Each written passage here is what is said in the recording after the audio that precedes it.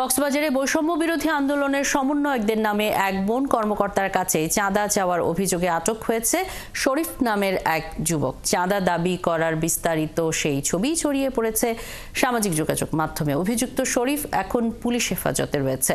সমন্বয়করা বলছেন, কারো অপরাধের দায় তারা নেবেন না। কামরুল ইসলাম মিন্টুর প্রতিবেদন।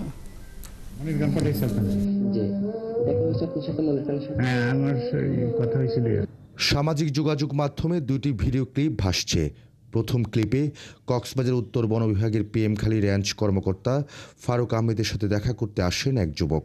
সে কথা বলার এক পর্যায়ে বন কর্মকর্তার কাছে ৩ লাখ টাকা চাঁদা চান।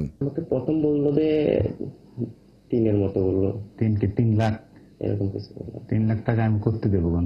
অপর ভিডিওতে দেখা যায় বন কর্মকর্তা ফারুক চাঁদা চাওয়ায় প্রতিবাদ করছেন।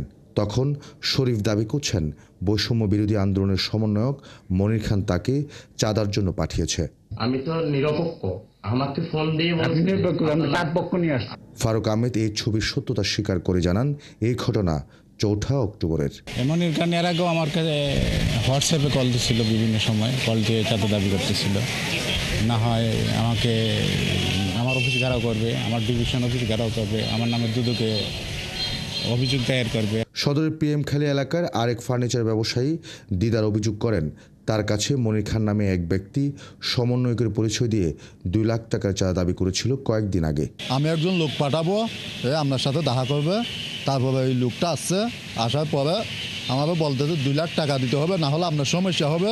এই ছবি সামাজিক যোগাযোগ মাধ্যমে প্রচারের পর পুলিশ হেফাজতে নেয় শরীফকে। মনিরকে সরাসরি পাওয়া যায়নি। টেলিফোনে তিনি জানান, এই শরীফকে তিনি চেনেন না, তবে দুর্নীতির বিষয়ে জানতে তিনি বন কর্মকর্তা ফারুককে ফোন করেছিলেন।